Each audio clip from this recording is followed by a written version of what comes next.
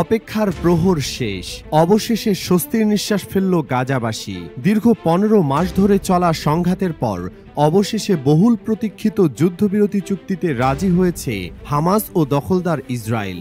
আলোচনার সঙ্গে সংশ্লিষ্ট এক কর্মকর্তার বরাত দিয়ে বার্তা সংস্থা রয়টার্স জানিয়েছে, 15 জানুয়ারি বুধবার ইসরায়েল ও হামাস গাজা যুদ্ধের জন্য একটি যুদ্ধবিরতি চুক্তিতে পৌঁছেছে।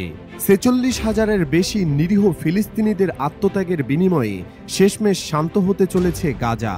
জানা গেছে, আনুষ্ঠানিকভাবে ঘোষণা না করা এই চুক্তিতে 6 সপ্তাহের প্রাথমিক যুদ্ধবিরতির রূপরেখা রয়েছে এবং এতে গাজা থেকে ইসরায়েলি বাহিনী ধীরে ধীরে প্রত্যাহার ও ইসরায়েলের হাতে আটক ফিলিস্তিনি বন্দীদের বিনিময়ে হামাসের হাতে আটক জিম্মিদের মুক্তি অন্তর্ভুক্ত রয়েছে। এ সকল তথ্যসমূহ আলোচনার বিষয়ে ব্রিফ করা একজন কর্মকর্তা রয়টার্সকে জানিয়েছেন, চুক্তিটি মিশর ও কাতারের মধ্যস্থতায় এবং যুক্তরাষ্ট্রের সমর্থনে কয়েক মাসের আলোচনার ফল। যুক্তরাষ্ট্রের নবনির্বাচিত প্রেসিডেন্ট ডোনাল্ড ট্রাম্পের 20 জানুয়ারির অভিষেকের ঠিক আগে চুক্তিটি চূড়ান্ত হল, যেখানে বিদায়ী প্রেসিডেন্ট জো বাইডেন ক্ষমতা হস্তান্তরের আগেই মধ্যপ্রাচ্য সংঘাত বন্ধের প্রতিশ্রুতি দিয়েছিলেন। গাজা নিয়ন্ত্রণকারী ফিলিস্তিনি সশস্ত্র স্বাধীনতাকামী সংগঠন হামাস জানিয়েছে, হামাসের প্রতিনিধি দল মধ্যস্থতাকারীদের কাছে যুদ্ধবিরতি চুক্তি এবং বন্দীদের ফেরতের বিষয়ে তাদের সম্মতি জানিয়েছেন। নাম প্রকাশে অনিচ্ছুক একজন ফিলিস্তিনি কর্মকর্তা রয়টার্সকে জানিয়েছেন, হামাস চুক্তির মৌলিক সম্মতি দিয়েছে এবং চূড়ান্ত লিখিত সম্মতি দেওয়ার জন্য আরও তথ্যের অপেক্ষায় রয়েছে। ইসরায়েলের পররাষ্ট্রমন্ত্রী গিদিওন সাআর জানিয়েছেন, তিনি ইউরোপ সফর সংক্ষিপ্ত করে বুধবার রাতেই ইসরায়েল ফিরে আসছেন।